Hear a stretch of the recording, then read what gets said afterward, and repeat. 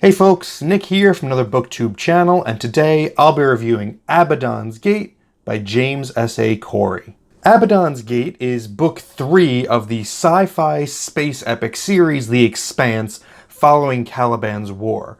I've reviewed Caliban's War and Leviathan Wakes on the channel, so I do recommend checking out that video if you haven't already. But basically, I loved the first 2 entries in this series, and I couldn't wait to jump into book 3. Does this one match up to the standards of those previous 2? Let's get into it. Abaddon's Gate once again follows James Holden and his crew aboard the Rocinante, this time with no affiliations or ties to any political entity. Now they're independent contractors for hire, and business is booming. But out in the far reaches of the solar system, where the alien proto-molecule crashed into Venus, more trouble is stirring. The sentient proto-molecule has opened a wormhole gate beyond the orbit of Uranus, and naturally, we've all got to go take a look. Holden and crew are hired to escort a documentary news crew to what is being called the Ring, putting them right in the middle of a convoy of Earthers, Martians, and Belters. Hiding amongst the crowd is Clarissa Mao, sister of Julie and daughter of Jules Pierre, both of whom crossed paths with Jim Holden in previous books. With Julie dead and her father locked in prison forever, Clarissa views Holden as the reason for her family's disastrous fortunes and has sworn revenge. Abaddon's Gate is a tense, expertly crafted space adventure, just as the first 2 books were. Even though I sometimes get a little bit lost in the sciencey bits, where the story is headed and the stakes for each individual character are always clear.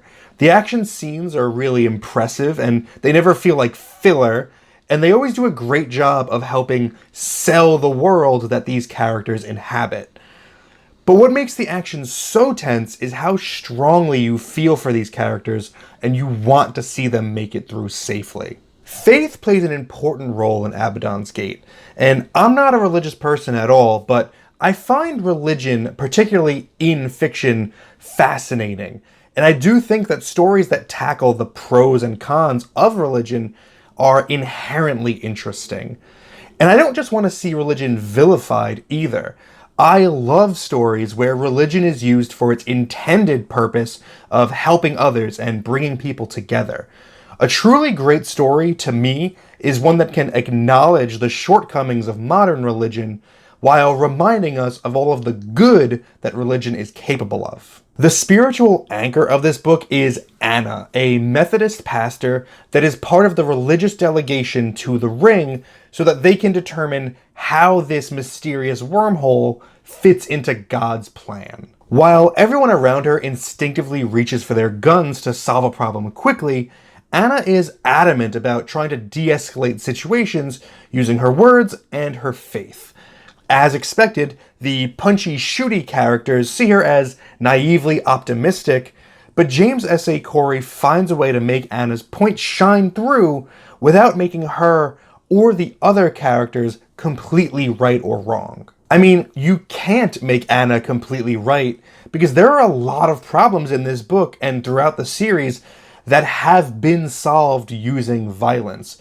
So to suddenly give every character this spiritual awakening would just ring as false, especially for like Amos, who loves to kill people. But what Corey does with Anna is show that there is room for both tactics in this universe, and sometimes a hug accomplishes more than a hammer. The returning cast continues to be a joy to spend time with, even if we get a little bit less of them in this entry.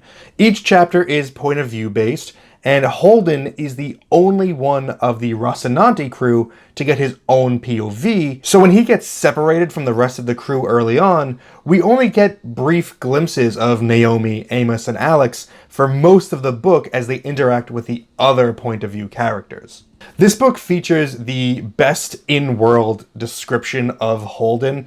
He's perfectly described by Anna in her internal monologue when she thinks Holden was so comically earnest, she just wanted to give him a hug and pat him on the head. There are a couple of times in this book where the crew is in problem-solving mode, and Holden says something as though he's figured out some new information, only for the other characters to just be like, yeah, we know.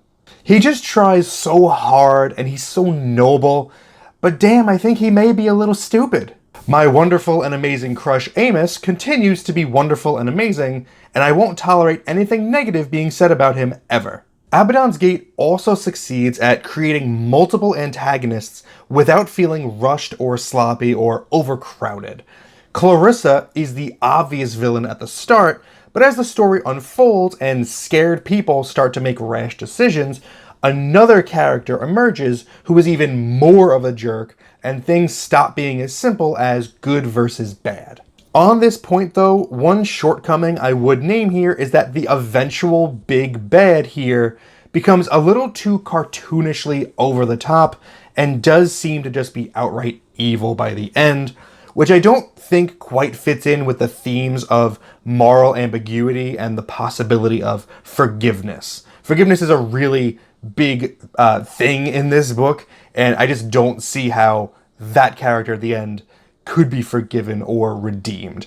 Clarissa has a great arc, but this other character, not so much. It's a minor point though, and honestly, it didn't bother me at all while I was actually reading it. It's just something that occurred to me while I was thinking about it after. I also really liked the way that this book was structured because we kind of get two climaxes for the price of one. At about the halfway point here, we get a culmination of action that in a lesser book would have been the finale. I was reading this thinking, this feels like the end of a book. Where could we possibly go from here? Well, that's why I'm not an author, because Corey recognizes that there was still a ton of drama to unpack here, and so they kept the party going. And they do so without making it feel like it's overstaying its welcome or just being stretched thin. My final thoughts here are, I love this series. I think it's on track to be one of my favorite things I've ever read, and I really look forward to grabbing book 4. My arbitrary and subjective grade for Abaddon's Gate is 8.5 out of 10. Do with that what you will. If you've read this book, let me know your thoughts on it in the comments. Thank you for spending some time with me today, but now it's time to get back to reading.